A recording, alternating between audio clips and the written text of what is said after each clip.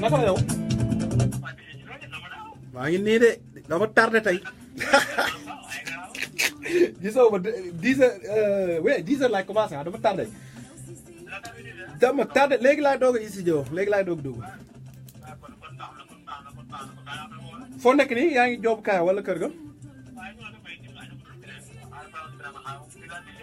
yee maa ngi nii mais xam naa bu fekkee kiiwuloo bu ma paree rek 11h maa ngi ñëw sensé fa laa reere incha allah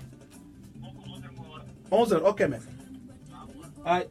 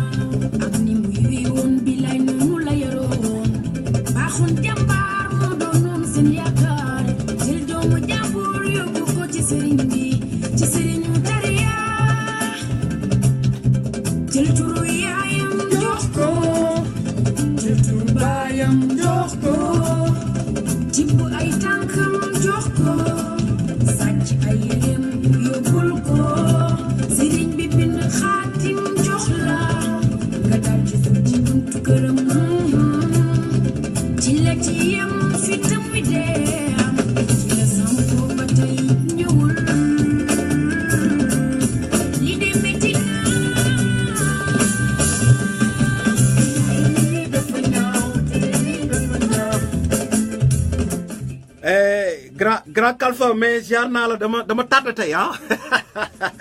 Kalfa invité naa la nag quoi anniversaire bi le 16 la ah grand bëgg naa nga teew Libaas Mbay Saliou Bamba Ndiaye ah Oumou Sougou ziar naa leen bégg naa leen yéen ñëpp ah Nebu David waaw gis naa la sànq Nabou David invité naa la daaw invité naa la nag ñëwuloo Nabou David invité waat naa la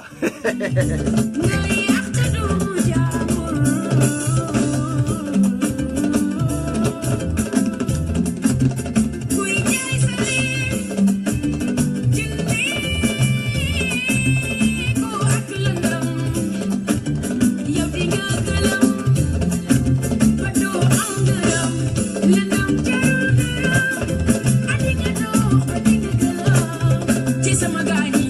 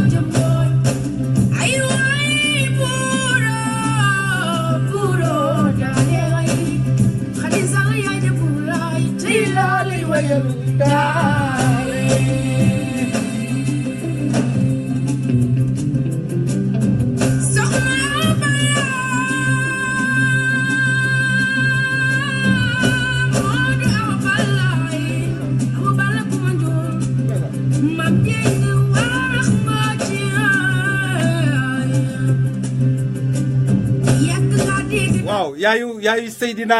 maa ngi lay jaar Seydina Ousmane Amdi Samb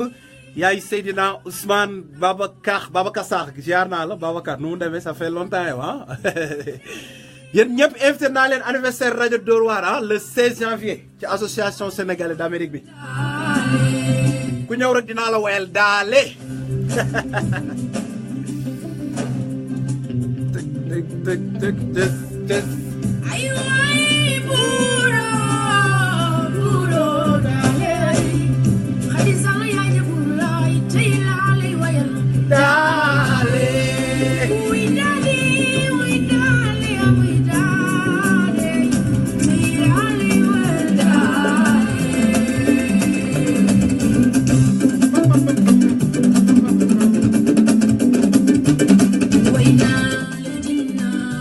Grand Omar invité naa la anniversaire u rajo Dóor waar Grand Omar Samba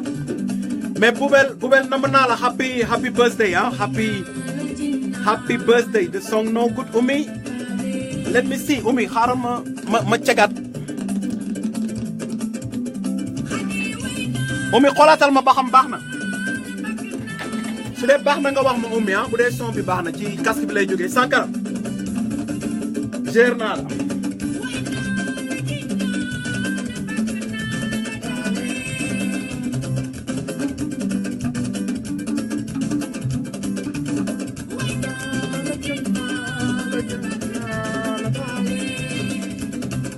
Oumy tell me if the song is good Oumy bu fekkee yaa ngi dégg bu baax wax ma ba xam son bi baax na Oumy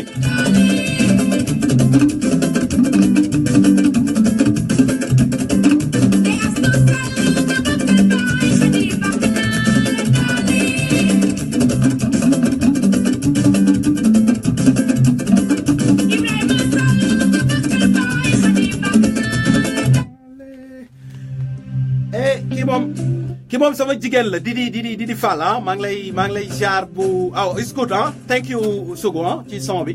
bu baaxul rek def ma signe ci Facebook bi Didi Fall sama jigéen bëgg naa la di la yëgal anniversaire rajo bi 2 ans le 16 janvier inchallah bëgg naa nga teew ànd ak délégation New Jersey bi yëpp nga ànd ak def délégation bu am solo nga ñëw ci anniversaire bi Fatmata Sow yow it invité nañ la maam Aïssatou Ndiaye yooyu invité nañ la ci sunu anniversaire bi Aram Diaw bëgg laax jaar nañ leen ku ñëw daal dinaa la woyal daal ku ñëwul nag xaw nga si yow dara dina am surprise yu neex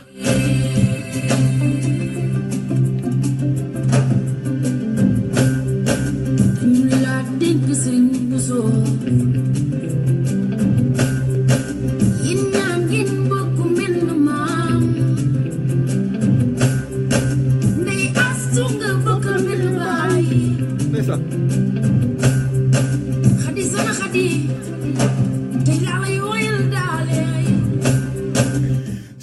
susu yow foog ma woyal la daal ah susu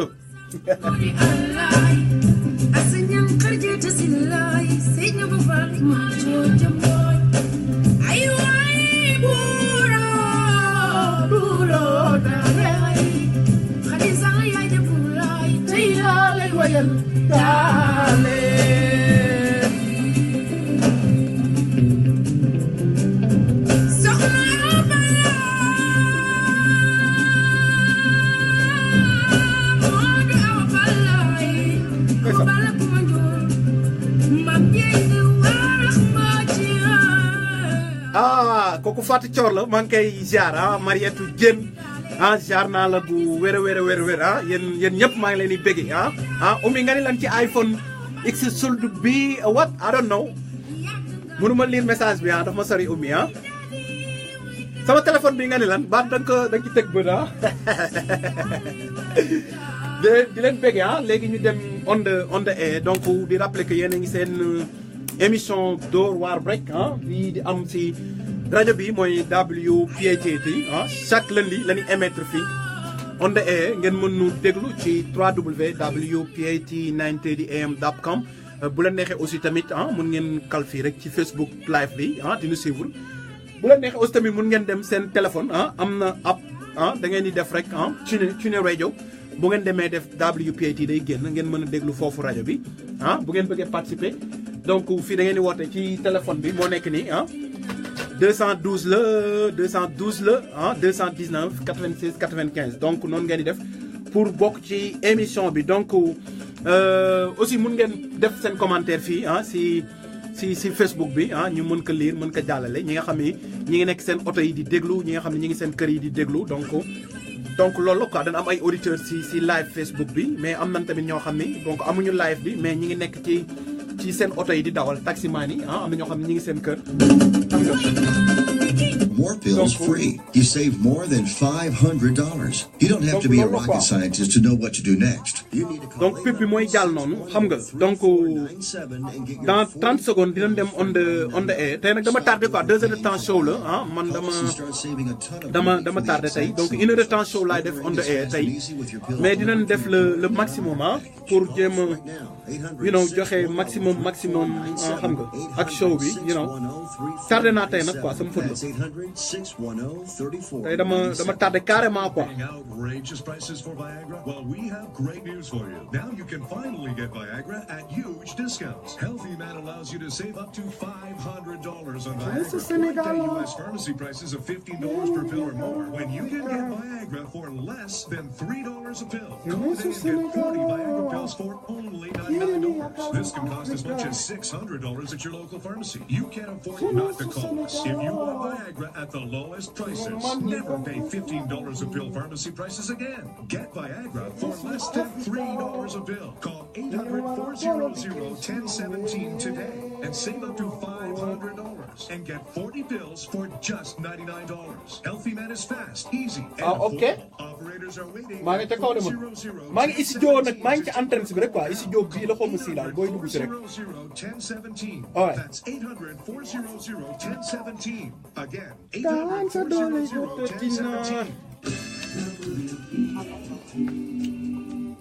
The following program is presented by its producer. Donc ngeen defal ñu ñaan ñu commencé ko ci bismillahir rahmanir rahim yeggale ko ci alhamdulillahi rabbil alamin.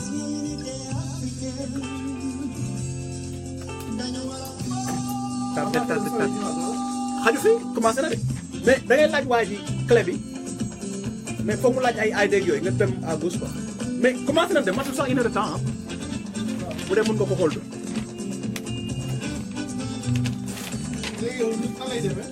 tardé na léegi maa ngi live nag dégg nga xam nga yow mbir fii kenn du la jàngal kër gi anniversaire de roi bi si leen jëm le 16 donc ñëwaat ci affaire émission bi jaar yi mën nga jël 16 bi waaw rajo bi sax di créé woon na système bi ngay jël Sénégal créé woon na kaw si bu baax mooy sama xalaat asa ak consul bi lan moo ko xam nga te ñun ñu ngi def benn forum laaj ma sama laaj ma wax ci anniversaire bi jàpp ne xam nga lu la di ñëw waaw benn woon aw après le 25 bi ñu commencé indi waxu la indi la benn problème man nga xool dama ñëw rek def benn kii xam nga ñëw doon soo email naa ko daal tardé naa de mais dama dagg rek sama job danga dagg sama job parce que maam dana jox di ko waxoon ko dagg de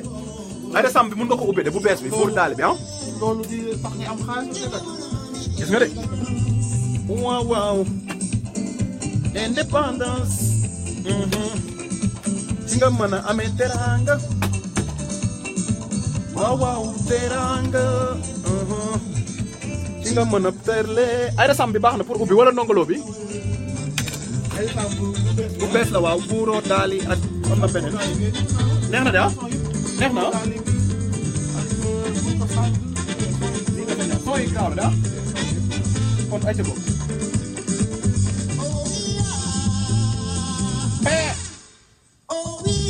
buur daali nga bëgg ah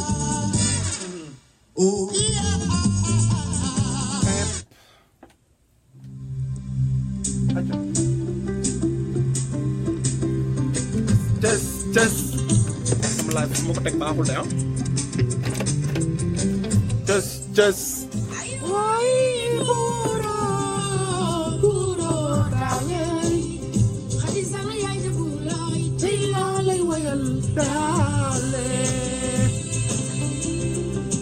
good let's go yalla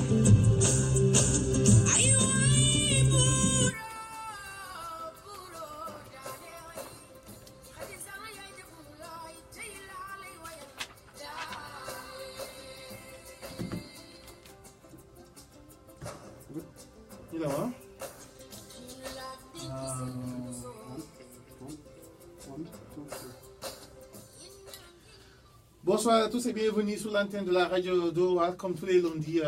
9h-10h 9h-10h59 mais tey donc ngeen ñuy jéggal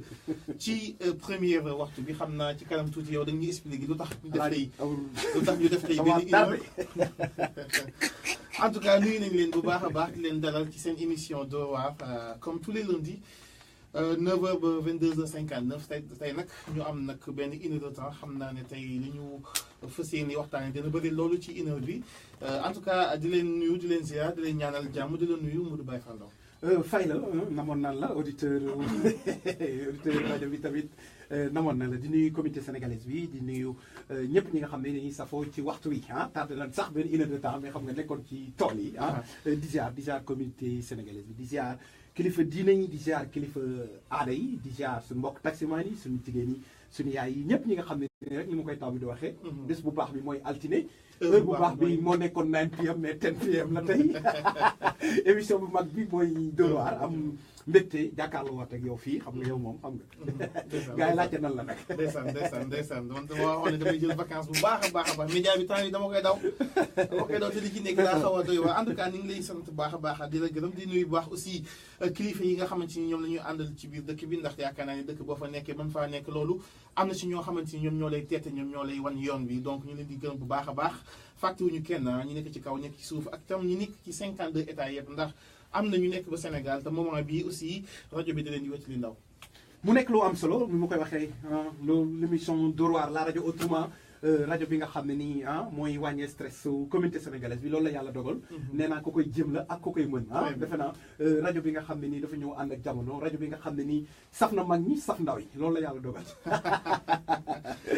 tey nekk lundi 18 décembre 2017 année bi di bëgg a jeex ñu am lu bare nga xamante ni tey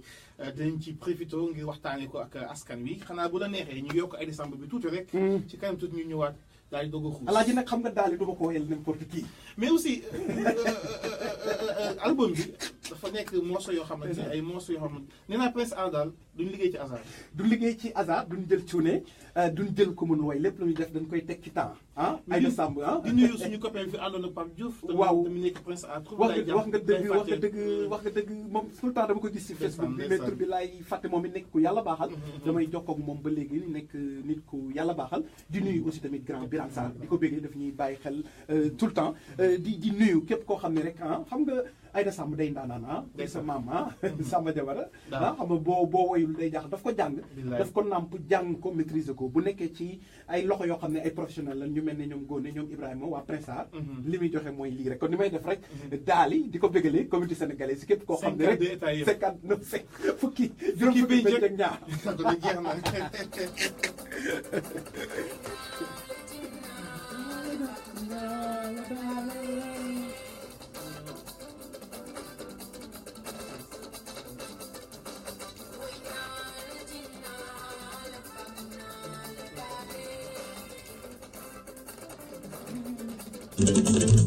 dem ci beneen son war a jàll ko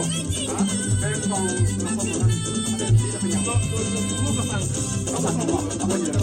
waaw moom mooy boobu.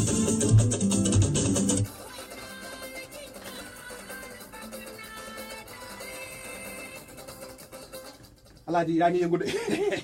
non li mooy dafa am solo li mooy dafa am solo aussi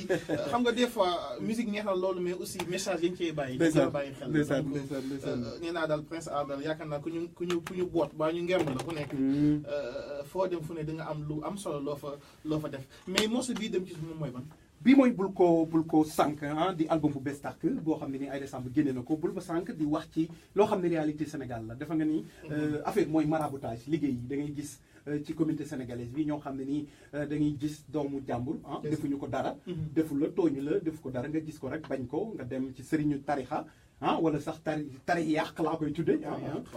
dem jox ko xaalis ah mu liggéeyal la nit jox ko turu yaay jox ko turu baay ah pour mu yàqal la nit ci liggéeyam mu tàkkook sagoom dof di taxawaalu wala mu feebar ñii kottu ñii tàkkale ay yaay ak doom ñii def ko jigéen bi topp la di sëy ak ñoom et tout ça donc ci loolu lay wax defe naa mu nekk loo xam ne thème bu am solo la et puis thème d'actualité la kon nag yokkal ñu digg di dafa ñaawa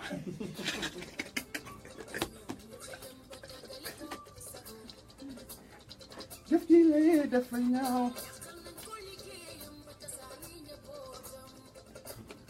def ji lee dafa ñaaw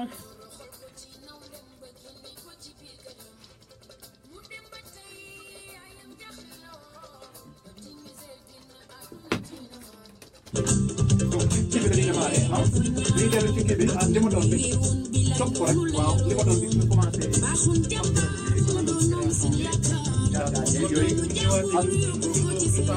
waaw ay li ma doon bi rek buy daw mën nga ci dóoru affaire rajo bi ñu jógee tàmbali jàppalkaay ba ci anniversaire xam naa ak jaar-jaar yeeg yooyu waaw après ma changé dem ci gën a tàngi bu ma demee ci xarit ba mel woowu vraiment fekk xamal ni war nga changé jàpp dem ci yeneen level yi gën a mais anniversaire moom moo nga gën a bëgg a waaw jaar bi mais laaj gën a ñëwaat laaj ma préparé naa café yi dinaa wax après bu ñu paree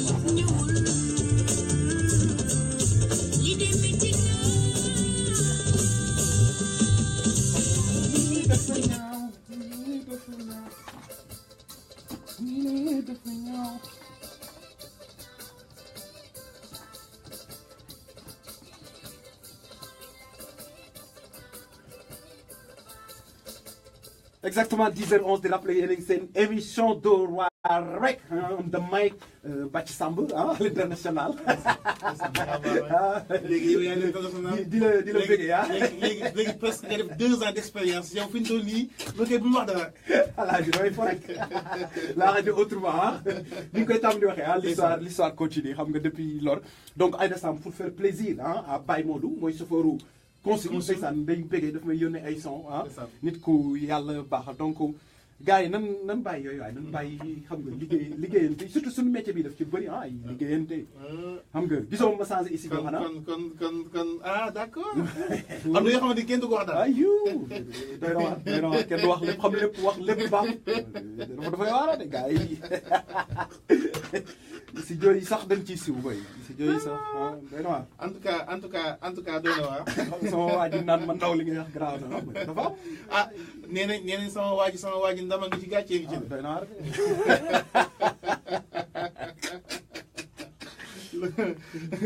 10h14 minutes yéen a ngi ànd ak ñun ci Dóor waar tey lundi 18 décembre atum 2017 ñi ngi leen di ñaanal année bu neex année bu jeex année bi nga xamante ni aussi duggoon nañ ko ci bisimilah rahmaani mi ngi commencé di jeex ci anam bi nga xamante ni ci lay amee comme ni ngeen ko xamee Dóor waar yaakaar naa ne émission la boo xamante ni politique sport ak lépp lu nga xamante ni actualité la rek dañ ko fi waxtaanee donc jàpp naa ni ren le Dóor waar presque am 2 ans et puis janvier yaakaar naa ndaw ban date la ñu jàpp anniversaire bu def Dóor waar 2 ans bi. le 16 incha allah mais boo ko dee topp. bu fekkee da nga bëgg lu officiel rek chaque 4 janvier. donc la rajo bi di am ak donc 4 janvier lañ ko commencé woon 2016. 4 janvier 2017. nekk première année bi mais ñi ngi ko fêté woon le 10 ci association des Sénégalais d'Amérique. yaa ngi fa woon mu nekkoon vraiment lu am solo ndax booy liggéey dara ba at baax na nga toog dajeeg communauté bi waxtaan di remercier mbooloo mi nga xam ne nii teewoon nañ fa ca bis ba bëri na fa ñoo xam ni yàlla def na ni mosuma leen xam mosuñu ma gis dañ may dégg rek donc ñëw nañ fa mu néew mu bari ñu indi ko xam nga jàppale ko rajo bi di rajo Dóor waar donc noonu lañ ko fas yéene defaat 2 ans yi le 4 janvier la rajo bi di def 2 ans officiellement donc le 16 janvier laa ko jàpp pour ñu defaat lu mel noonu daje benn tee débat bu am solo teg xéwal yi gars yi xewlu képp koo xam ne rek bëgg nga ñëw ca jotaay ba nga ñëw fekke ko képp koo xam ne aussi tamit bëgg nga jàpp ci rajo bi nga ñëw indi sa participation bi ngay jàpp ci rajo bi di wax que ren ni dinañ préparer innovation yu bees tàkk donc dinañ ci gën a ñëw ak yooyu yëpp dinañ ci ñëwaat largement léegi dañuy def tey benn rétrospective la ñuy def ci anamu Dóor waar sànq yaa ngi koy wax ne nga lundi 4 janvier 2015 la tàmbali n'est-ce pas ba 2016 plutôt donc bientôt 2 ans est-ce que ban expérience nga amagul ci rajo comme que léegi def na presque 2 ans lan la rajo jàngal ak par rapport ak auditeurs yi nga xamante ne à chaque fois dañ lay déglu. expérience bi mooy rajo passion la yàgg naa la ko wax passion la bu daan nelaw ci man def naa ko benn yoon ak Pape Cheikh Diallo yàgg na rajo RMD rajo municipal de Dakar pour 5 minutes ci sama àdduna donc depuis lors mu defaatuma ko mais maa ngi doon fréquenter rajo yi Sud FM RFM Nostalgie amul benn rajo boo xam ne Sénégal daaw moo fa teg sama tànk mais dama daan dem nii rek taxaw xamante animateur xool bu ñuy animé pour man bon bis dina ñëw nit ni la yow doo essayer lii wala affaire demee noonu mais mosul am donc daan naa fréquenter showbiz bi daan naa nekk Sandaga et tout ça donc da ngay xam ni dafa mel ne like li nga mën nga gis nit di ko def like boobu su di wax wala beneen animateur ay ñoom Saw Karim wala affaire demee noonu kolos mais yow fi nga toog di déglu nga am benn yëg-yëg que lii mën nga yaa ngi dégg mais j'ai pas eu la chance def ko wala topp ko ba ni ma ñëwee fii États-Unis ba 2016 donc fees na 2016 moom dama fees del fale woon ma def ko donc fale woon nga def ko c'est-à-dire dafa am benn yëg-yëg boo yëg ba tax nga am courage yu ñëw signé contrat bi fii ci WPT comme ni ko sa morom yi defee lan la da nga toog waxtaan ci sa ngeganaay wala dafa am ñoo xamante ni da nga leen jege ñoom ñu xelal la ko nga ñëw kenn xelal lu ma ko like yëg-yëg la like lu ma yëg ni lii mën naa ko lii war naa ko mën def donc dama dem ba fees maa ngi fàttaliku sama benn cousin laa àndaloon Cheikh Thiam mu may reetaan ma ni ko cause mu ne ma ni ko instant foog ma def rajo mu ni ma rajo ma ni ko yee instant yi moom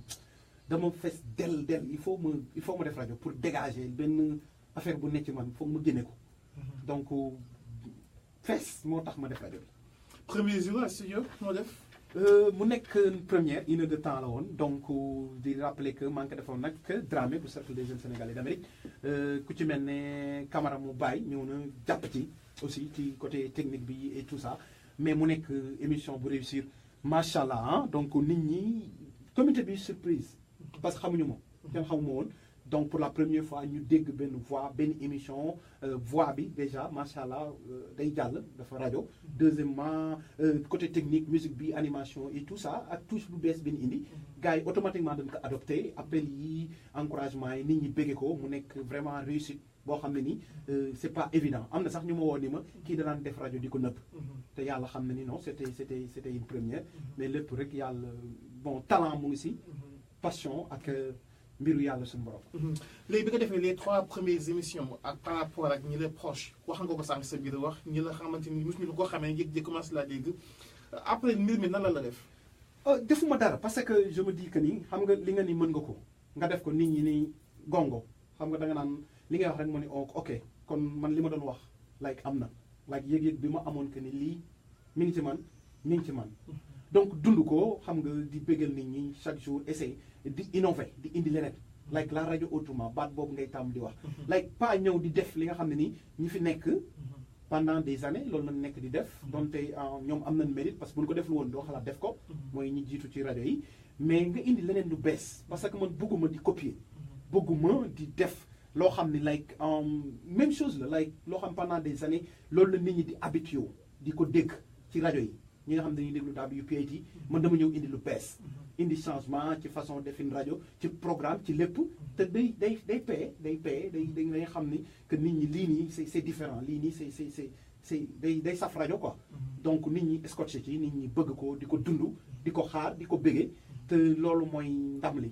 nit ñi ngay romb ñuy bëggee rajo bi neex na parce que su ma ko commencé woon nit ñi ne lii baaxul wala dara billaahi dama koy bàyyi ci tàng bi mais tant que nit ñi ñu ngi ci gis seen bopp di ci bëggee di ci jàng di ci xam damay keep going xam nga di ñafe di leen jox yow yaa choisir rajo bi tudd rajo Dóor waar wala nit moo la ko xalaatal pour yow nga wut tur boobu noonu tuddee ko émission bi donc maa ko xalaat bu njëkk tur bi ma njëkkoon jàpp mooy dégg-dëgg mooy émission bi Souleymane Jules Diop doon def chaque mardi 7 Seneweb dégg-dëgg moom laa choisiroon pour premier tour pour tudde ko boo gisee may teg cri du cœur bi xarit boobu moom laan utiliser comme jingle des fois damay wax sax dama koy xaw a sàcc ci wax bu may def cri du cœur bi loolu ci Souleymane Jules Diop laa ko sàccee mais dama ni nit du liggéey ba am lim am nga jël turu émission du mérite donc ma xalaat benn tur boo xam ne yàgg na ma topp benn slogan mun naa ko tuddee muy Dóor waar rek donc nee naa la depuis marchand ambulant ba ni may ubbee store ba ni may ñëw si dëkk bi lépp lu ma def ci sama àdduna am na Dóor waar samay business card bi may ambulant avant sama store même bi may marchand ambulant sax carnet bi ma doon bind samay bor dama ci bind Dóor waar rek bi ma ubbee sama store aussi enceinte lumineuse ba da nga fay fekk Dóor waar samay business card sama Facebook sama lépp damay def Dóor waar so mën naa def mais ndaw Dóor waar la lay signifier Dóor waar terme la boo xam ne nii like dóor bi boo dee xool jeunes yi ñoo koy wax génération bu bees bi dóor waar moom lu yàgg la waar pàcc la ci tool buñ lay jox tool ni mu yaatoo lan la ca jox pàcc ban la ca jox mooy waar bi moo tax ngay dégg wayu siiw boobu ñuy wax jàmbaar ca waar ba affaire yu demee noonu baykat yi nga daan gis ñu nekk ci tool yi moo xam lu mu mënti yore illeer wala gopp wala lu mu mënti doon ñu jox la benn pàcc nga necca suba ba ngoon pour que mu mën a set dóor bi jeunes yi ñooy faral di wax loolu like dóor waar donc boo ko déggee booy maa ngi dóor waar mooy maa ngi dem liggéeyi xam nga liggéey moo xam maçon bi moo xam taximan bi moo xam ki nekk ci restaurant moo xam ki nekk ci tali bi képp koo xam ne da ngay liggéey rek jàpp na ni da ngay dóor waar def émission ci diaspora bi dafa jafe parce que ku xam yéen fii ni muy demee ak Sénégal bokkul parce que fay gis nga ne ku nekk da ngay am sa entreprise jël nit engagé ko moom mu liggéey nga fay ko mais fii da ngay ñëw fay ñu doog la jox temps d'antenne boobu yéen ak ñi nga xamante ni yéen a koy signanteel ak borom bi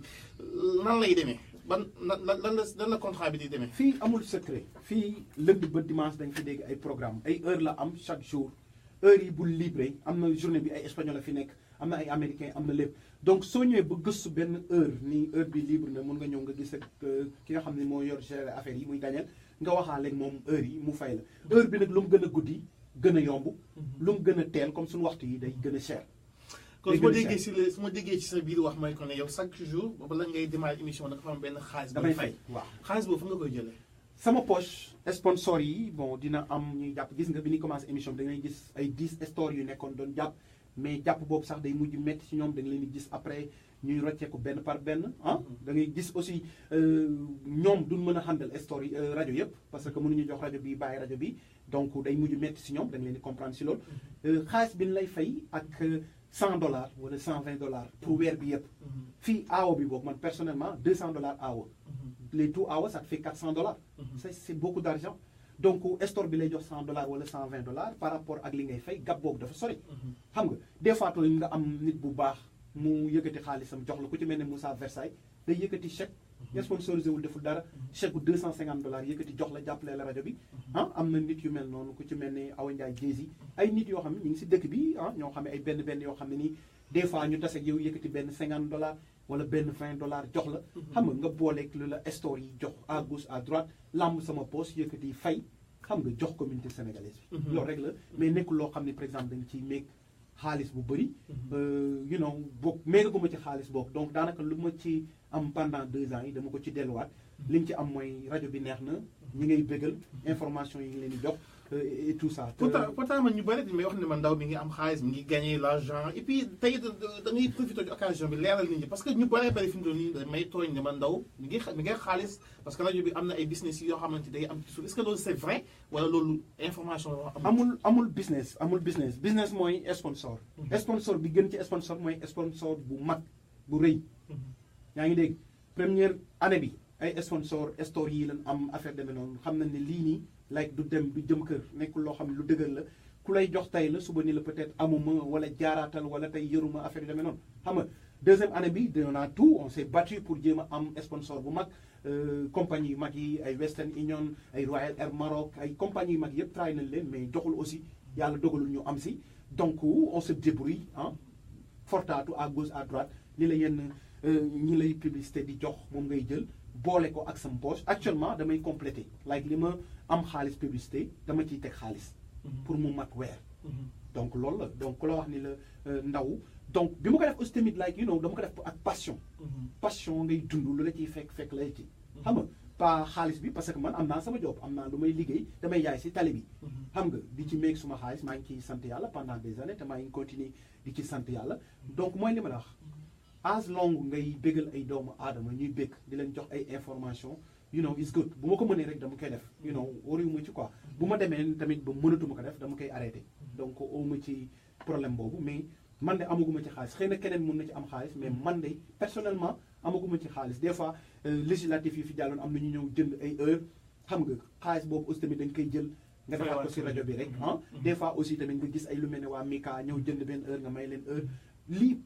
rajo communautaire la Sénégal dañ lay jël di la fay mais fii yàlla dogal na peut-être amuñu loolu yeneen communauté yi dañ am ay rajo online yu am doole lu mel ne association malienne bi wala aussi tamit gambien yi donc rajo online boo xam ne ni les autres rajo mën nañ fa retrouver wu di def ay affaire mais Sénégalais yi lii leen tàmm WPAT donc passion la ñëw bégal histoire la daal donc on fera tout pour que histoire bi continue. yaa ngi wax sànq ne am na ñoo xamante dañ fi am heure comme yow ni nga fi amee heure est-ce que heure yooyu yëpp bu ñu ko boole woon tey yéen seen jëmmi bopp ngeen dem ñu wàññi leen heure bi c'est-à-dire di ngeen di war a fay ñu wàññi leen ko wala yéen seen jëmmi bopp ngeen booloo am beneen entreprise boobu da ngeen koy mbooloo boobu mënta ne donc fii ku nekk ak sa rajo la ku nekk je pense que yow doon nga ci liggéey ay def naa ci débat invité naa fii Alain Camara gars yi wax ay ni dinañ xool manko nan la ñuy demee ci chinois bi pour ñu wàññi fii ay chinois ko moom ñooy luy affaire yi xam nga mais fii bopp sa bopp la fii ku nekk da ngay dem dóor li ngay dóor xam nga lijjanti say affaire ñëw toog jàpp sa ñaambur donc wax nañ ci bay bëgg a dee dox nañ ci liñ ci mën a dox def nañ tout pour que les gens jéem a boole seen doole wala affaire demee noonu mais amul suite donc voilà da ngay wax nga waxati da nga leen di bàyyi rek ku nekk xool nooy tojee sa bopp ji la mosuloo def émission pare am problème kenn ci say auditeurs ou pas parce que des fois ñu gis ni des fois da nga indi sa benn débat keneen ñëw li nga teg wax mu jël ko teg fële indi ay waxam des fois ngeen mu xaw a métti toog ci ligne bi est-ce que mosuloo am problème ak nit ngeen jàkkaarloo face à face mu ne alors benn jour wax nga dara métti na ma nangam na est-ce que lu mosul am yow ci sa émission yi nga defagul non macha allah dans bientôt 2 ans rajo man awma problème yooyu parce que rajo moom boo defee 50 personnes yi dañuy kontaan 50 personnes yi mer à chaque fois ak loo mënti wax 50 yi dañuy kontaan 50 yi ci des dañuy mer rajo booy wax commencé am tour nit ñi xam la dañuy dañ lay bëgg ñii dañ lay bañ comprendre nga mais man lépp lu may wax dama koy teg ci xam-xam benn lépp lu may wax dama koy teg ci tey dama koy teg ci dal it's very important for me parce que ci yar bi la xam loo xam da nga koy def sa papa di ko déglu sa yaay di ko déglu say mbokk di ko déglu say nawle di ko déglu lépp looy wax war nga ko xoolaat te man defuma rajo bi pour wut tur defuma woon rajo bi pour buzz dama ko def parce que passion la donc passion boobu dama koy dund à 100% lépp loo xam ne rek mbiru journaliste laaj na ko dama koy def muy déontologie muy lu mënti doon information bu mënti doon dinaa ko recouper dinaa ko rechercher dinaa ko xool dinaa def recherche dinaa recouper dinaa wax nit ki dinaa ko contacter ensuite dinaa la jox droit d'auteur loolu mooy journalisme débat bu mënti def dama koy def te yàlla rek tax sans ay état d'esprit ay kii dama ko bañ ak affaire demee noonu damay joxe l'information ni mu dikkee jox le droit de réponse boo bëggee am nga loo ci wax nga wax ñii woote tamit ci rajo yi dama leen di déglu jox leen temps bi gàtt na yaa ngi koy wax 2 heures de temps lay fay dafa cher mais damay def tout pour partage su ma neexoon wax samay 2 heures de temps dem mais lu mu dee dinaa jël 10 minutes 15 minutes jox ko auditeurs yi ñu participer parce que déglu rajo dafa metti da ngay déglu rajo bëgg ci wax sa xalaat xam nga foog mu may ñooñu aussi tamit ñu wax. respect ne la est-ce que mosoo ci am problème. non parce que wax dafa yomb dégg moo neex. gis nga rajo dégg la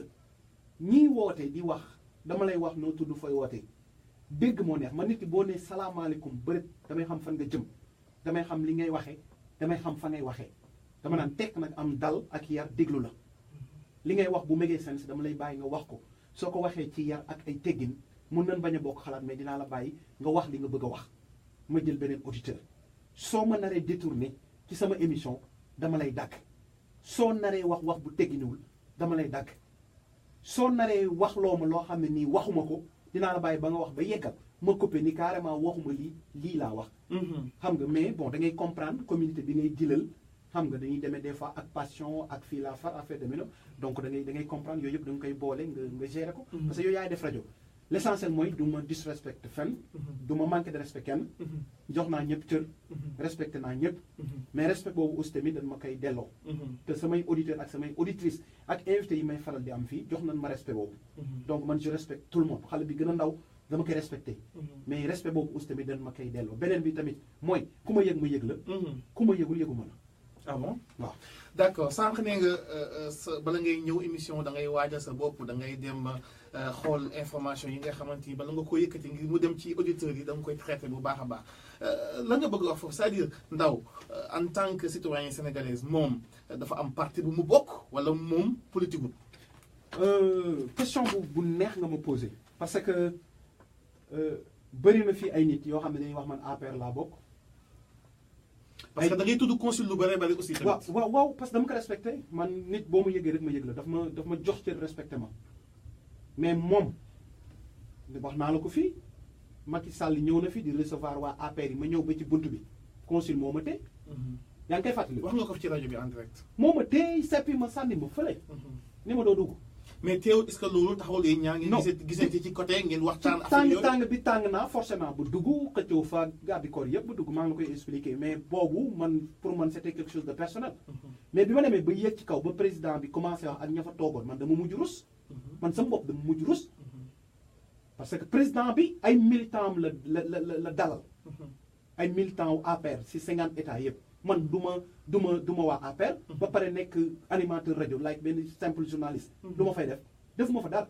noonu la fa ay kii amee ba après dama génn dem. du sama place kon man bokkuma APR. seen réunion yi bu ñu fa demee dañ naan ma carrément Ndao bokkoo APR damay génn dem sama yoon bokkuma fa. mosuma jënd carte benn parti politique. ci àdduna mën naa politique xam naa politique tey ji bu ma décidé woon def politique foo dégg turu politiciens yi ci kàttanu suñu borom da nga fay dégg sama tur. mais yàlla nattooguma ma mës a jënd carte benn parti politique dinaa am invité fii nag mu bëgg a dal ci kaw Macky Sall en tant que animateur damay sol robe APR wala robe bu gouvernement bi ci débat yi xaw a défendre tout kii ba nga ni kii daf faral Macky Sall. dinaa am nit mu nar a xalamal Macky Sall ma contre ko ba nga ni kii dafa contre nguur gi donc animateur moo demee noonu donc il faut ñu lay farale fii wala farale fii mais man. damay ree rek parce que moi je suis libre su ma bëggoon léegi suba ma dem jënd carte APR lu ci nit mën. wala carte PDS wala carte beneen Pastef wala nu mu mënti demee loolu bëgg-bëgg la rek su ma demee ba am yëg-yëg def politique je vais le faire mais man jikko ji ma am nii ñemewuma trop politique. kon faroo ci benn camp. non. man Sénégal rek ak dëgg. Sénégal ak dëgg. waaw ba relation nga am ak consul général bu New York. ku ma respecté la respecté naa ko grand la kilifa la xam nga yàllaa ko jox cër bi mu nekk. grand frère la aussi tamit si man daf may conseiller tout le temps bu ma demee bureau mosuma tëjal bureau aussi heure bu ma fëggee ni ko man la daf may recevoir. waxtu bu ma di doon heure bu ma ko woowee daf may jël. mais y a beaucoup de points yoo xam ne nii si seen doxalin wala lu ma di doon man ànduma si. te dama koy wax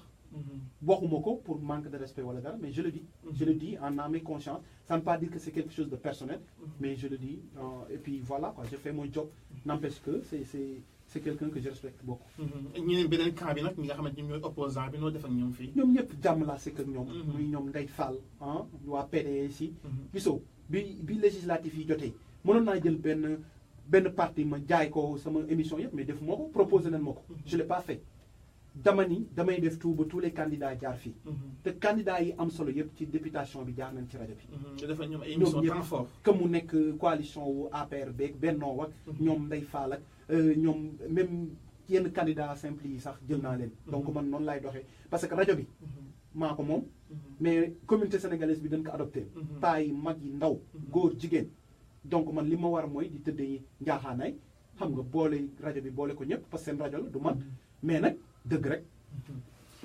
10h33 yéen a ngi ànd ak ñun ci rajo Dóor waar en direct yaa ngi exclusivité fii ci antenne bu WPAT tey ñuy dalal Ndaw tey wax naa ne waxtaan wi moom du ma ko may dara morceau bi ngeen di déglu sànq ci suuf moo nekk Souleymane Faye yow yaa ko tàmm sa bopp di ko teg pourquoi le morceau. morceau bi dafa frappé dafa neex parce que dama ko déglu affaire bi touché ma man nag maa ngi ko gën a découvrir ci Souleymane Jules Diop. bi mu doon def émission dégg boobu j'étais tellement scotché émission boobu mun naa ne la benn raw ma temps bi Jules Diop nekk Canada yëpp di def émission yi amul benn émission bu ma ci rëcc. j'ai tout écouté donc lii la daan utiliser comme genre jingle di ci wax donc yenn dëgg yoo xam ne ni selon fi mu tolloon la quoi ci moment boobu noonu en tant que exilé politique et affaire yu demee noonu. deuxièmement bi ma ko dégluwaatee aussi say day laal ci xol xam nga lu jógee ci xol rek ci xol lay dellu. donc bi ma ko dégluwaatee ñu invité Souleymane Faye ci émission Dañ Kumpa RTS bi mu ko laajee ba xam histoire vraie la mu tontu ko ni ko effectivement histoire vraie la xaritam dëggantaan la doon waxal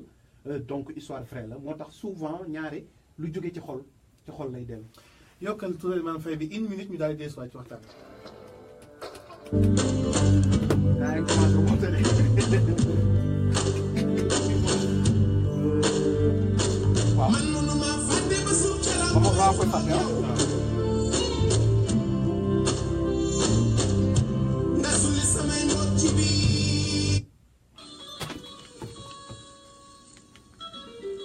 il est temps gaaw na de 35 minutes 25 minutes mais kii copain Gim Thiès la ñu ngi koy bëggee fay naa ko allo. sama mbokk jigéen xam naa ni jot amatul waaye bëgg ngeen toppatoo seen jëkkër yi le restaurant Guy gi vous propose ses services. Situé sur la 120 West 116th Street between Lenox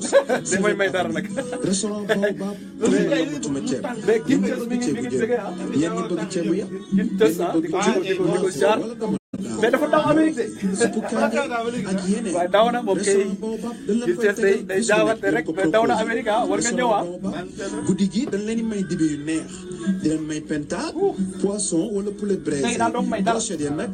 ana supp si nag yéen ñi namm jus bisaab buy jindeer daw leen gaaw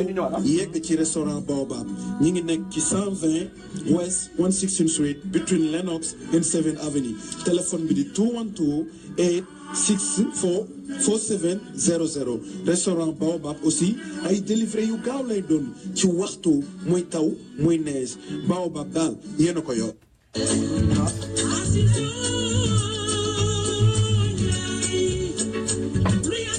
mbokki New York compagnie Mimi Mounas Travel et Shooting bi ngeen xam depuis plus de 10 ans moo leen indil xibaar bu neex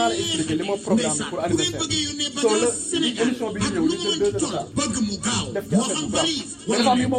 mu jóge fii tey àgg suba ci dëkk ba contacté leen Abdoul Aziz Ndiaye bu Mimi ak Mounas Travel et Shooting ci numéro bii 1917 957 51 68 wala Soxna Aïda au 16 46 319 26 17 soo bëggee billet d'avion mu jaay le billet yóbbu la ba aéroport taxawu la fay bagage nga mën a dem ci jàmm ak salaam mbokk yi xam leen ni tamit Abdou Aziz Ndiaye day jëlee bagage Sénégal indi ko New York 32 kilos 23 kilos wala lu ko gën a tuuti muy paquet bu ndaw wala bu mag wala enveloppe woote leen gaaw ci numéro bi 77 646 27 wala 33 860 96 64 dama ne ku yóbbu bagage Abdou Aziz Ndiaye moo ci gën a wóor. Ladies and gentlemen, thank you.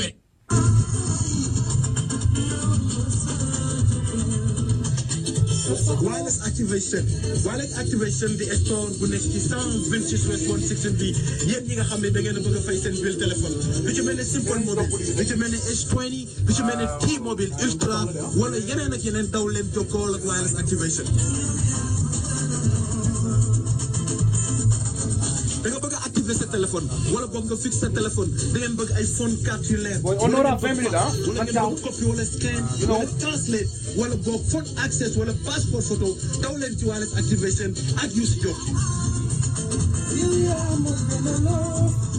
Wireless activation ñi ngi nekk ci 126 West 116 numéro téléphone bi day daan nekk 917 337 3724 917 33 73 74. benn publicité boobu après ñu dem ah. mbokki taalibe yi jafe-jafe yónnee bagage Sénégal wala jële bagage Sénégal jeex na tey ak waa kër Serigne Fallou. waa kër Serigne Fallou shipping dañuy def shipping bagage ci lu mënti doon moo xam bagage yu ndaw moo xam bagage yu mag moo xam oto moo xam photo yi moo xam lépp bagage boo xam ne da ngeen ko bëgg a jëlee Sénégal indi ko fii ci Amérique wala ngeen jëlee ko ci Amérique yóbbu ko fële ci Sénégal. comme yaa ngi jël kàddu yi dégg nga. sponsor surtout wireless activation nga xam ne wala ngeen indi seen i bagage te du am benn jafe-jafe gaaw rapide du am dara loo xam ne def ci réer jokkoo leen ak waa kër Serigne Fallou shipping. waa kër Serigne Fallou ñi ngi nekk ci 5 South Fulton 5 South Fulton CMT Verton fële ci New York wala boog Dakar bu fekkee da ngeen bëgg a jëli foofu seen bagage ngeen daw ci Pikine Cité Sotiba en face autoroute bi près de Touba Bage bu ngeen demee foofu di ngeen mën a jël seen bagage képp koo xam ne rek da nga bëgg a jëli sa bagage wala nga bëgg a indi sa bagage jokkoo leen ak waa kër Serigne Fallou ku ci mel ne Ibrahima nekk ci 917 584 84 90 917 584 8490 wala ngeen jokkoo ak Samba ci 347 839 8648 ba tey mën ngeen a jokkoo ñii nga xam ne nii ñoom laay bëgg a wax te nekk fële ci Sénégal ku ci mel ne Mamadou Lamine ngeen mën a jokkoo ak moom ci 77 574 6519 77 574 6519 77 574 65 19 wala ngeen jokkoo ba tey Youssou ci 77 543 7716 77 543 7716 77 543 7716 yéen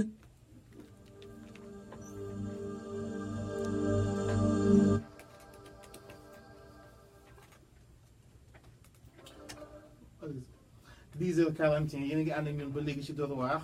tey nekk lundi 18 décembre atum 2017 ndaw ginnaaw bu ñu génnee ci phase boobu ba léegi dañuy continuer waxtaan bi ndax itam déggoon nañu. mais balaa boobu ñu remercier sunu sponsors yi nga xam ni ah ñu ngi wax sànq sama xel mel ne Youssou wireless activation nga xam ni sponsor officiel la xam nga li nga xam ne ni moom la store yi di tàmm di fay. mu ni dama la koy fay ñaari yoon pour jàppale la donc. wireless activation Youssou. Youssou Diop di ko di remercier ñu ngi nekk 116 ci 120 West. defe naa ñëpp xam nañ leen donc ñëpp ñuy déglu émission Dóor waar bu ngeen bëggee jàppale rajo bi dem leen di jënd ci Youssou Diop wireless activation. wireless activation fàttewuma Fall shipping ak Mounas Travel ak restaurant Baobab. restaurant Baobab ñoom ñooy ñi nga xamante ni ñoom ñoo gën a jàpp ci liggéey ça veut dire que ñi ñeneen ñi aussi tam ñu ngi ciy liggéey lu am solo bii rajo daal moo doy waar daal ñu ngi lay nuyu bu baax gis nañ sa message di la ñaanal bu baax a baax ñu continuer waxtaan bi ndax itam cercle des jeunes sénégalaises bi ci 2016 bi ñoom itam jot nañu yëngatu bu baax a baax yow itam déggoon nañ la ci ak nu ñu mel tey jii ban position nga nekk ba ma tey est-ce que tam aussi mën nga ñu ci wax dara parce que daal depuis loolu ak léegi wax amoon na fii jot nañu jaar fii ci émission yaakaar naa benn du ñaar sa xarit aussi tey yaakaar naa moom moo nekk PDG bi jiite ko lan nga ñu mën a leeral ci cercle des jeunes sénégalais de New York. cercle des jeunes sénégalais d'Amérique sama benn copain daf may tooj li ma nekkatul cercle quoi triangle des jeunes sénégalais. lu tax mu ne triangle au lieu que cercle. nee na ñaar wala ñetti copains ñoo ko segg quoi moo tax mu koy tuddee triangle des mais moom xam nga dafa mën tooj. bon bref cercle des jeunes sénégalais d'Amérique. xalaatu bëri na ñu foog ni man maa ko créé mais créé wu ma ko. xalaat bi ak idée bi mi ngi jógee ci Dramé ku ko xam ni moom nekkoon na consultant émission rajo Dóor waar bi. ñoo njëkk a defandoo émission Dóor waar xam nga bi ñëw di indi affaire yoo xam ne ni am na solo ci communauté sénégalaise bi jeune la. donc moom moo amoon idée bi dem naa këram ak ay copains ñu réunion si dem ci restaurant réunion ci bëggoon taxawal affaire boobu man ma déglu xool. bi ma xoolee gis que ni ñii bëgg nañ taxawal benn affaire mais xëy na peut-être doole bi ak coow léegi la ci war. xëy na peut-être manqué na fa. donc moi je lui ai dit j'ai vu un jeune boo xam ne bëgg na taxawal benn affaire. ma dajaleel ko mbooloo. donc lii la. jàppale ko ci affaire bi comme que affaire jeune sénégalais la te jeunes yi ñooy avenir bi te comité bi amul organisation. donc ma ni xaaral ma jàppale ko ci li nga xam ne nii moom laa am moom laa mën. muy rajo bi festival. coow ci wax ci connaissance yi nga xam ne nii am naa ko wut ko si def ko si. mais bi ñu demee ba ci biir man ni ma gisee ak ñoom ni mu gisee surtout Dramé bokkul. parce que man dama gisoon ku mel ne Serigne Mbacké Ndiaye comme président. moom comme secrétaire général. moom mu ni gisewul noonu. li mu gis mooy dafa bëgg a nekk président. Serigne Mbacké Ndiaye aussi tamit bëgg a nekk président. donc ma ne comme loolu la ñu ñaar da ngeen di waxtaan. ngeen xool. Serigne aussi tamit bu teyee mu ni bëgg na nekk candidat bu subaa mu ni bëggul nekk candidat donc noonu la ko jàppee ci diggante bi donc Dramé mer na ci. parce que ñoom dañ jàpp que ni dama choisir Serigne à la place de Dramé. mu am ay xaritam yu mu àndal ci biir groupe bi kii yi commencé te demagun fenn. mais maa ci gën a sonn boo gisee maa ci taqrib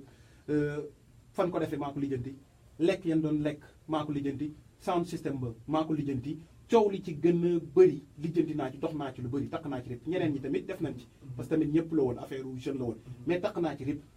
mais man quand je le fais pour jeunes yi je le fais pour jàppale ay nit ñu dem pousse. parce que man ji koy Baay Faal laa yore. ñun bëgguñu di falu ci lenn bëgguñu di jiitey lenn. parce que Dramé fu mu yëkkatee loo xam ne dafa bëgg a nekk président. man mun naa yëkkati sama loxo ni dama bëgg a nekk président.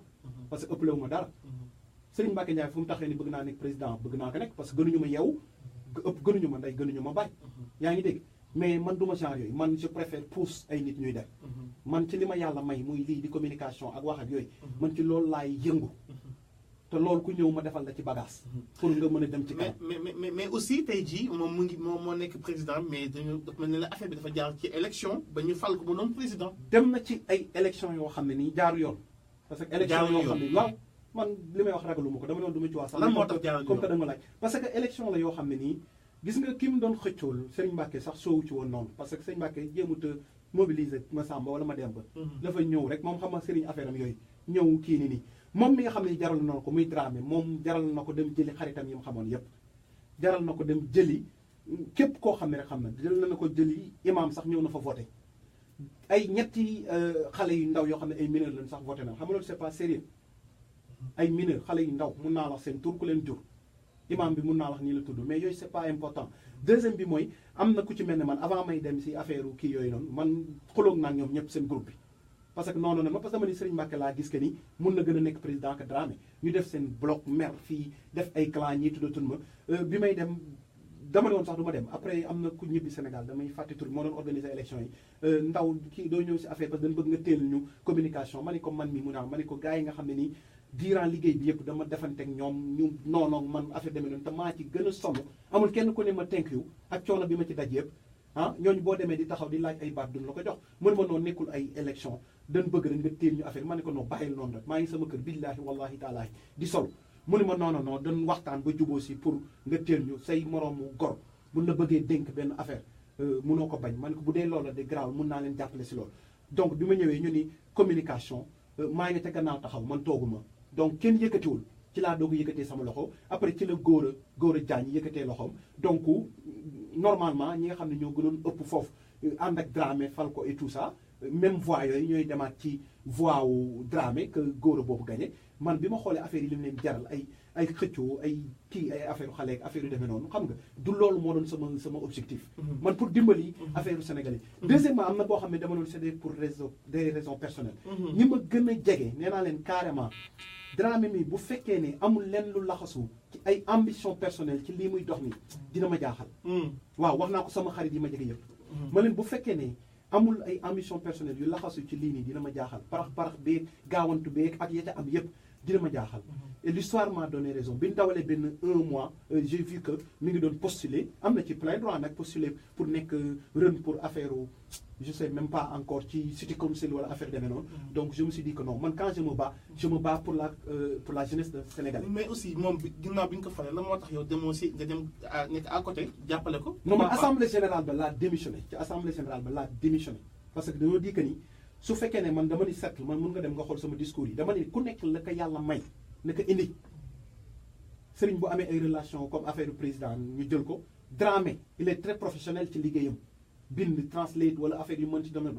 xam nga baax na comme secrétaire général loolu sama position la sama xalaat la ma sàmba mën na dara na indi loolu ndaw bu fekkee mën na affaire communication ñu indi ndaw ci affaire communication ñu ñëw ñu jéem a liggéey boole jeunesse su sénégalais bi jàppale leen man loolu moom taxoon jóg mais bu ma demee ba xool que ni lii nii ay affaire ay xeexanteeg ay soxorante te demagul fenn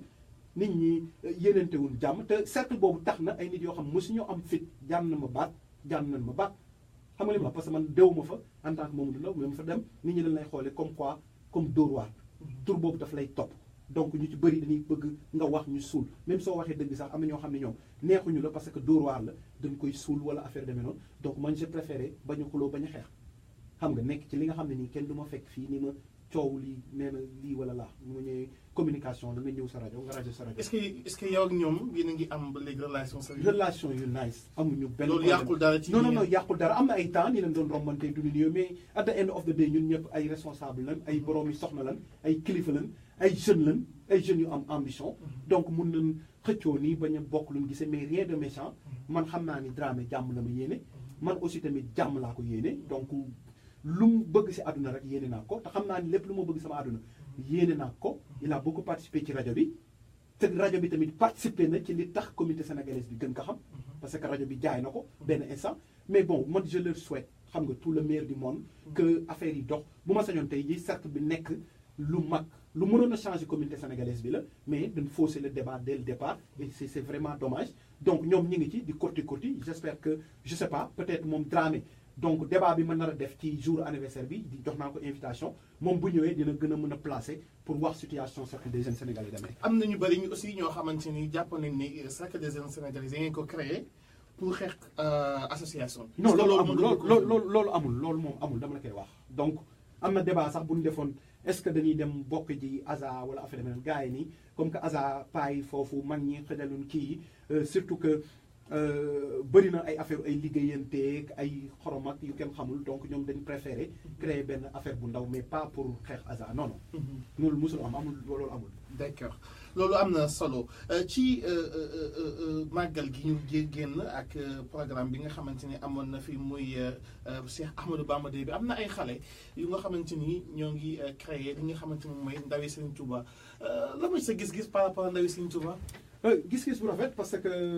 ñi ngi jàpp ci liggéey bi wax dëgg yàlla liggéey boo xam ne Mika mi ngi koy def donc ñi ngi wane seen bopp ci Bamba Days bi wane seen bopp ci màggal gi ak gàmmu gi ñu weesu vraiment di nuyu ñoom José seen jëwriñ moom sax invité nañ ko aussi ci débat bi invité la pour wan la rek ñun dañu yàgg di œuvrer pour dajale jeunes yi ñun ñëpp lañ yamale mais lépp ci dëgg rek donc ñoom aussi tamit dinañ toog dinañ woo seen jëwriñ bi gën a waxtaan ak moom gën a xool seen loolu lan la ba xam organisation la ba xam fondation la ba xam dañuy topp ci Mika ba xam topp ñu ci Mika ba xam dañ bokk Mika yooyu yëpp dinañ am occasion donc seen jëwriñ bi suñ ñëwee ci suñu anniversaire bi ci débat télévisé boo xam ne fas yéene nañ ko def bon ñu laaj ko yenn questions yi xool donc maa ngi ubbi sama bët parce que man noonu laay def damay ubbi sama bët di xool liy dox ci sama communauté sénégalaise lépp lu ma ci gis lu baax dinaa ko wax mais lépp lu ma ci gis lu bon it dinaa ko wax. waaw am na solo am na beneen dernière question ma la bëgg a poser aussi ci entre association bi ak consul bi yow la nga gisee ñoom ñaar seen liggéey. bon ñaar ñu entité yoo xam ne boo dee xool ñoo gën a am solo ci communauté sénégalaise bi. donc année yi passé seetlu nan que ni seen diggante rataxul woon muy consulat bi ak association des Sénégalais d'Amérique seen diggante rataxul bëri na woon ay kayang yu fa am yu bëri ñun xam nañ ko fan yi gis nañ nag ñu fasante mbëggeel ci benn forum buñ jëm ba ñu ni association bi day organiser benn forum 3e édition bi que da ci lëkkaloo ak consulat bi ak xawma lan des Sénégalais de l'extérieur direction boobu xam nga donc c'est quelque chose boo xam ne ni lu bien la mais problème bi mooy li may wax rek bañu dem bu nangoo tey seeni pexe jubul bañu dem suñu nangoo tey seeni pexe dafa jubul parce que ñoo xam ne daaw ñu laale daaw ñu def dara ku nekk ak sa guerre ku nekk di yónnee sa borom ay missile bu demee ba ci biir dañuy lëkkaloo c'est parce que xëy na peut-être dañ ñàkk pexe mais li gën a am solo du question sax seen ñàkk déggoo seen ànd ak seen lëngoo seen problème bi mooy ASA bii ñi ngi seen 3e forum économique ban impact la am pour communauté sénégalaise bi. da nga bëgg wax ne amul lu benn njëriñ communauté sénégalaise bi def nañ 2 ans daaw oo leen nga wax leen ñu defal la bilan fi le président bi dem def bilan ni am nañ bénéfice nangam ak sangam quelques mois lañ ci teg ñu découvrir que salle bi ñu jëloon daaw $4000 fayuñu ko te ba léegi man dinaa mënewaat samay enquête xool est-ce que $4000 yooyu ba xam fay na li mujj nañ ko fay wala fan la mujj dinaa def enquête bi parce que ci turu sénégalais yi la. ren ñu changé dem beneen salle. ban impact lan am daaw seen forum boobu ñu def économie ban impact la am si communauté bi yow est-ce que forum boobu amal na la njariñ. est-ce que amal na keneen ak keneen njariñ. consulat bi def na fi ay forum économique def na fi benn ba ñaar est-ce que am na impact ci communauté sénégalaise bi. c'est bien beau yor nga xaalis ñu jox la fonds nga dem organiser louer salle def say table teg say lekk c'est bien beau indi say directeur ñu teg seeni costume nga wut say nit ñu ñëw lekk ñii nga neexal leen ñu ñëw et toog xam nga proposer seeni affaire ay cofina fii ay nangam ak sangam pendant ce temps là loolu noonu ban impact la am ci communauté sénégalaise bi. fii réalité bi mooy moodu yi se débrouille ñooy ñafe pour wut liggéey ñooy ñafe pour am fu mu dëkk. ñooy ñafe pour lijjanti këy suñu amee ay problème immigration ñoo koy lijjanti barki démb rek lan def dajale xaalis ci tali bi fële pour benn femme ñaari femme sénégalais commerçante yu ñu jàpp ñu ngi ci loxoy immigration suñu mbokk sénégalais yi commerçant yi ñoo dajale jaaykatu table yeeg lal ci tali bi joxe ay $20 dajale ko suñu yeneen yaay yi nekk ci dëkk bi aussi tamit ñoom soxna moom yi def fondsine dajale xaalis pour dimbali ko pour jëlal ko avocat bu fekkoon ni defoon nañ seen liggéey est-ce que loolu war na mun a am est-ce que fondsine dina am nit ñi di dee ñu leen defal ay fondsine au lieu que ñu dem taxawu nit ñi au lieu que ñu dem jàppale nit ñi duñ ko def mais dañuy préférer di nax nit ñi ci ay affaires yu ñàkk fayda ay forum ay FONGIP ak ay FAISE ak ay indi ay affaires yoo xam ne nii di costume indi ay directeur fii ay investissement ay nangam fii moodu yi xam na ni ñuy tojee seen bopp jana ça fait 30 ans ñi ngi ci dëkk bi kenn du leen jàng naka la ñuy liggéey xaalis kenn du leen jàng naka la ñuy tabax jënd terrain kër tabax ko yow mii tabax nga sa kër man mii di wax tabax naa sama kër day doon nii dit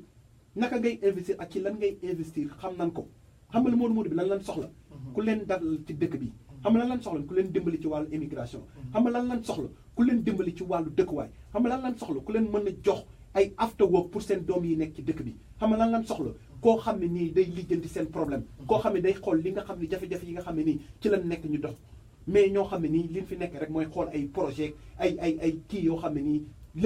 lépp du dara lu dul ay ambition politique lépp du dara lu dul ay ambition ëllëg xam naa directeur sangam ëllëg dinaa mën a am ak business ak directeur BHS ak directeur Cofena ak directeur nangam yooyu kase moo leen yitteel mais yu ni def nii c'est di bambula amalul njariñ communauté sénégalaise bi. très bien tey ñu dalal ki nga xamante ni moom mooy borom Dóor waar di Modou Baye Fall Ndao lépp rek jëm ci communauté bi xanaa dañuy rek xoolal dernière page de publicité. balaa may ñëw si publicité boobu tamit je suivi benn sortie bu consul général monsieur El Hadj Ndao di ko nuyu au passage. muy wax ci wàllu dama toog mu ni dañ am bonne nouvelle. ma ni bonne nouvelle kon de xanaa carte d'identité yi nga xam ne ni nit ñi inscrire noonu. depuis législatif yi. am na ñoo xam ne ni inscrire jot ñu woon seen carte d'identité ba voté wuñu moo indi coow lu rëy fii si dëkk bi. dama bëri ay nit yoo xam dañ may woo Ndaw est-ce que carte d'identité yi génn man leen ba léegi yooyu noonu. depuis élection ba léegi yeneen di carte fi kon seen bos mënul génn so bi muy wax ci rajo yi naan am naa bonne nouvelle pour communauté sénégalaise man dama yaakaaroon ni sax carte d'identité yooyu ñëw mais à ma grande surprise mu ngi doon wax si ay léegi mun nañ def carte d'identité yi mun nañ ko defar ci consulat bi. xam nga ma ni au lieu que ñuy defar ay loolu c'est bien mais avant ñuy defar ay carte d'identité yooyu nan wax ci carte d'identité yi nga xam ne nii nit ñi inscrire nan ba pare ba fu may wax ak yow nii jotuñu ko loolu moo gën a am solo y a beaucoup de Sénégalais yu inscrire seen carte d'identité topp ci ba léegi jotuñu ko te boobu ba léegi ñu ngi toog di xaar donc nan fexe ñooñu jot seen i carte d'identité 50 et quelques milliards du ay caaxaan nan liggéey carte d'identité ñooñu joxe seen i documents ñu jox leen ko balaa ñuy waxu ay machines yu ñëw pour defar ay carte d'identité fii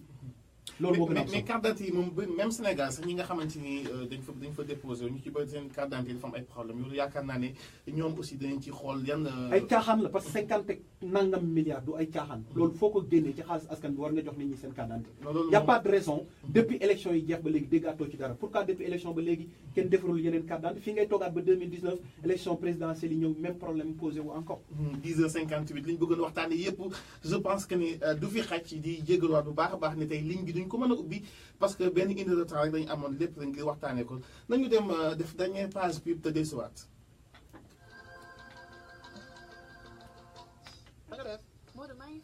yaa ngi mel ne lu jaaxle ni lu xew.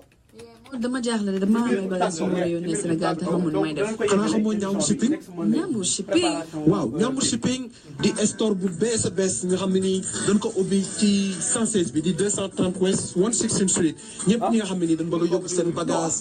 Sénégal wala ngeen jege seen bagage Sénégal jokkool leen Ñambur shipping ñi nga xam ne nii dañuy yóbbu bagage ci next day.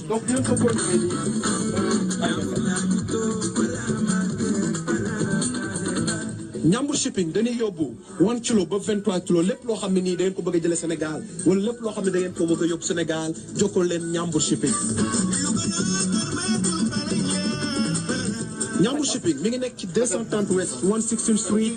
between 7 and 8 Avenue da ngeen ñu woo Modou Fall ci 646 427 1123 646 427 1123 wala 646 467 4889 646 467 4889 wala bu ngeen demee Sénégal da ngeen dem fële ca Médina ci 15 angle 6 Médina 10h59 mbokk yi ànd ak ñun émission bi jeex na tàkk ñu tàggoo ak Modou Baye Fall Ndao. di remercier mbokku auditeurs yi di leen jégalu tey jëluñu leen day dañu tardé benn waxtu lañ def di wax que ni donc concept nii lay demee dinañ continuer waxtaan bi yaatal ko fii ba anniversaire bi nga xam ne nii ci lañ jëm incha allah bàcc encore di remercier ñëpp ñi nga xam ne rek dañuy sopp di ñu safoo. rendez-vous lundi prochain 9h même heure même fréquence Dóor waar rek. merci beaucoup. Everybody wants what cheap hour do that, boy? airfare, but where do you find it? You call low-cost airlines. Their prices are direct from the airlines, and they're so low you can't find these fares published anywhere. They specialize in cheap flights, discount hotel rooms, cheap car rental rates, and great package deals anywhere around the world. Wherever you want to go, they can help you get there cheaply and with the best price guarantee. If you want the lowest prices on your airline tickets or other travel services, call now. That's right, call. That's the only way to get these rates. Experts are standing by 24/7. Thank you guys, thank you so much. Awa Fall, Awa Ndiaye, Malick Fall, Serigne Afia ziar naa la thank you Malick, monsieur Sow, merci, Fatou Thior, Serigne Modou Aminata Sène, Ramara Ndiaye, merci beaucoup, Ramara Kaba, merci beaucoup, merci yéen ñëpp merci Moustapha Ndiaye, Alioune Fall, Magou Salam, Malay Ndiaye, maa ngi lay ziar depuis Sénégal, Yannick Diouf, Kilches, Mam Thierno, Saliou Mbacké, Max Sow, Mandiaye, yéen ñëpp ziar nañ leen Koumba Diop, Aram Thiam, Jamila Mami, Hamza Djibril Sall, Koumba Diop, Yves Mohamala, Diha, yéen ñëpp daal Dieynaba Diva. Donc merci à tout le monde. Donc tey dañ xaw a tardé mais di leen invité rek di leen invité yéen ñëpp ci boo bëggee ñu yeggale suñu live fii di leen invité yéen ñëpp you know di leen invité le 16 incha allahu rabi donc tey gis nga suñu émission bi dafa xaw a gàtt parce que dañ xaw a tardé benn deuxièmement dañ nekkoon ci liggéey bi donc dinañ ko continuer waxtaan bi gën koy yaatal xam nga def ay bagage waxtaan yoo xam ne ni gën na am solo bëri na yu bëri. invité leen nga ne affaire bi le 16 décembre. 16 décembre mi ngi doon waxal ak ñoom toogal 16 bi wax ak ñoom. ok d'accord. waaw toogal nga wax ak ñoom. d'accord toogal nga wax ak ñoom. d'accord donc waaw donc sama waa ji nee na le 16 janvier mi ngi leen jox rendez-vous fii ci association bi association bi nekk 116 between 7 and 9 loolu moom yaakaar naa 7 and 8 loolu yaakaar naa Sénégalais yi ñëpp xam ngeen ko et Yves Mohamed jaajëf waay sama waa ji ndeysaan borom birthday bi sa birthday bi nag keroog mënoon na maa ñëw de mais xam nga rek man ma nitu guddi laa ba cëg moom waxuma ci lu bari may nelaw rek en tout cas le 16 janvier ñëw leen ci association des Sénégalais de l'extérieur ñëw jàppale ndaw vraiment xale la jeune la mi ngi ci job bi donc lu ngeen mën a apporter rek yéen ngi leen di xaar ngeen ñëw ci association bi ban heure 18h. waaw 18h ba 4h du matin. et puis li nga xam ne mooy. 18h ba 4h du matin. ba fajar rek. après dañuy maye tànn benn ren teg gi teg rek teg gi teg rek teg gi teg rek teg gi teg. damay maye sawar te aussi kuy ñëw sa poche na xaw a diis ah. parce que bill yi bëri na fi ay bill. gis ngeen yëpp ay bill la quoi. xam nga yéen ci mën a jàpp donc voilà. rek teg gi teg rek sawar gu meex tànn benn rek teg gi teg xool leen. rek sawar bu rëy laay may tànn benn bu rëy. ah ñoom affaire day ñor ah. voilà ñoom ñëpp ah. ndeysaan ku baax la noonu affaire ku baax la quoi. ñëpp dañ leen di invité ah ñu ñëw ñu feete ko et puis émission bi dañ koy def télé boy. waaw xam nga. en direct ah. direct lay doon live. allez kon merci. ah live lay doon ah. looy tàggoo di leen jox rendez-vous rek lundi prochain wala ay yeneen live yoo xam ne nii di leen ci béggee bu baax a baax kon thank you and good night guys.